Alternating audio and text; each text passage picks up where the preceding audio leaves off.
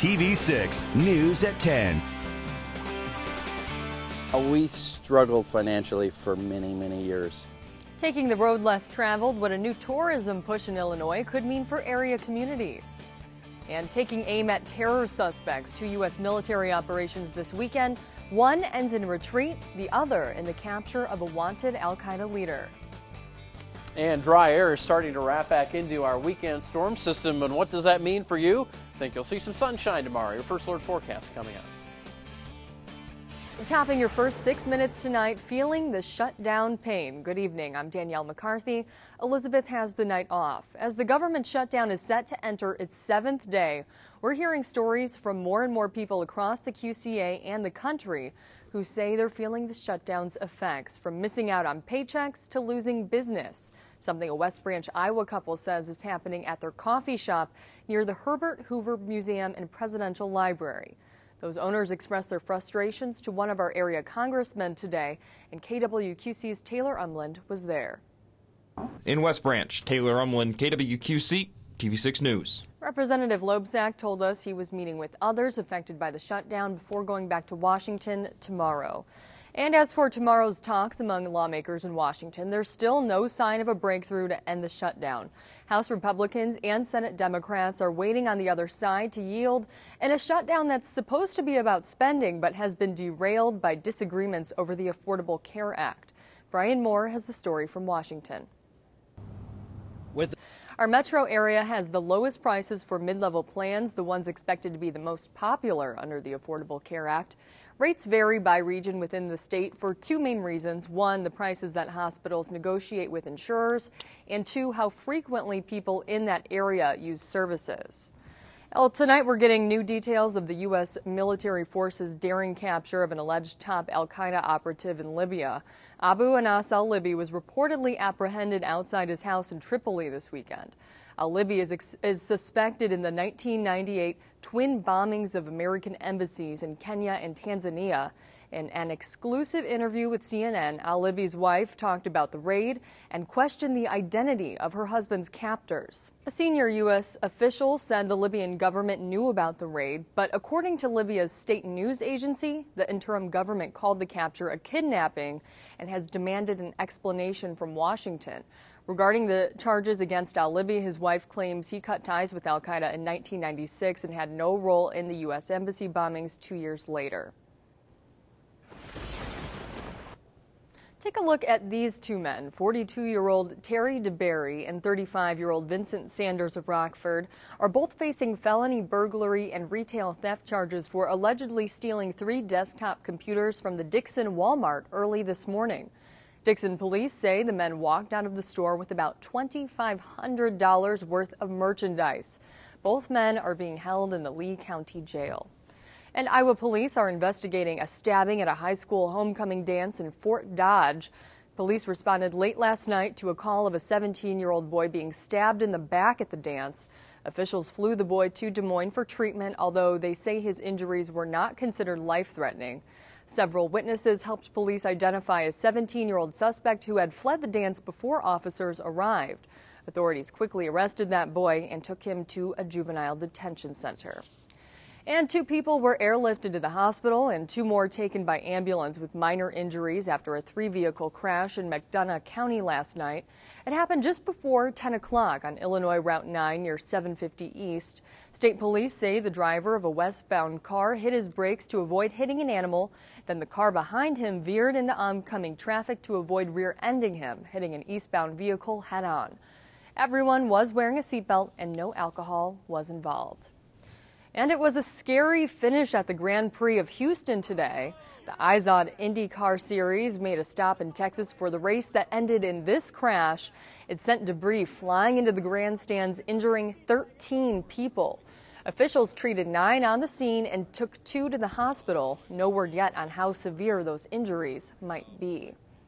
Now, taking the road less traveled, that's what the state of Illinois is encouraging drivers to do as part of its 2013 Illinois Scenic Byways Week that kicked off this weekend.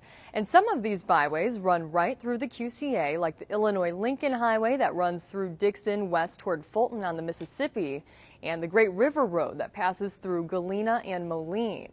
The tourism push comes as one QCA community celebrated its nearby scenic byway at a weekend festival. And as KWQC's Shireen Mohammed finds out, this push for travelers means more business for some that really need it. For a list of more scenic byways in Illinois to travel, just head to our website, KWQC.com, and click on the story you just saw. Now, still ahead on your news at 10, communities across northwest Iowa are left picking up the pieces today after tornadoes tore through the area Friday. What those caught in the middle of the storm say it was like. Plus, remembering fallen firefighters as we start Fire Prevention Week.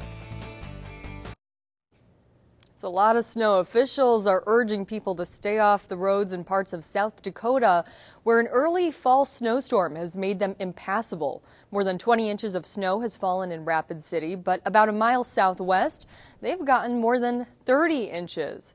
Meantime, the city of Leeds, South Dakota has reportedly received at least 3.5 feet of snow. Even if residents can get cars out of their driveways, there's no place to go. Many roads remain blocked. And now, the Quad City. Tonight, we're learning more about the series of tornadoes that tore through northwest Iowa Friday. Some of the tornadoes packed winds with speeds of more than 100 miles per hour. Students and staff at Alta Aurelia High School in Iowa say they felt prepared for the storm, but didn't think it would hit the building where they were taking shelter. Stephanie Ross has their story. There was a calm before the storm. The school has yet to finalize when it will be back open for class. Now, coming up, Oktoberfest is going to the dogs. We'll take you to Dogtoberfest. Plus, lending a helping hand why area college and high school students came together today at a local bowling alley.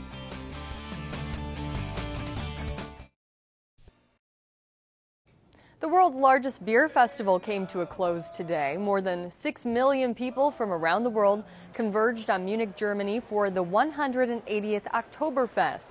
Now, according to organizers, guests from the past 2 weeks drank more than 6.7 million 1-liter beers.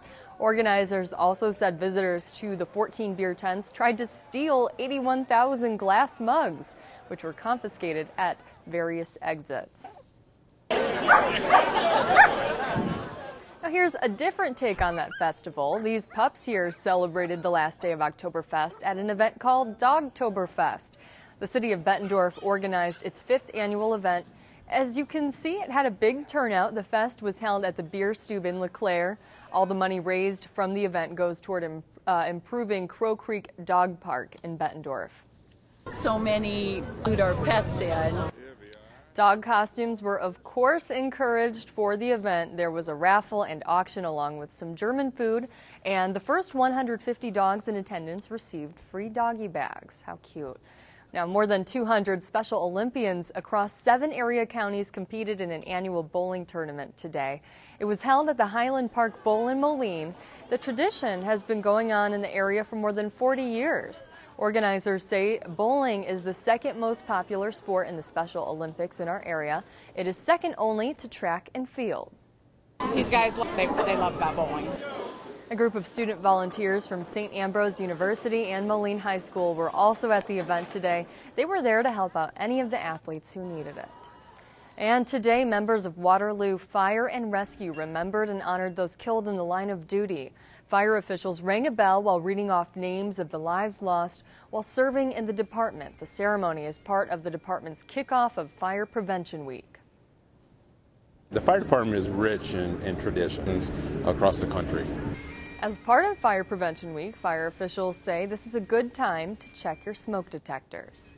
Now, still ahead in sports, Tom Cornelis says the Cardinals are on the brink of being thrown overboard by the Pirates. That's next on the Sunday Sports Watch.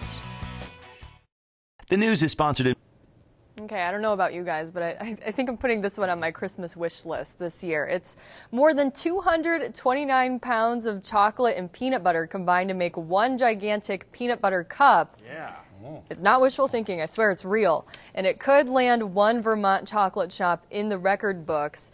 It measures 59.5 inches wide and has 70 pounds of chocolate, 159 pounds of peanut butter on the inside. Oh, looks so good. Give me a machete and a spatula. You're making that at Whitey's. Yeah.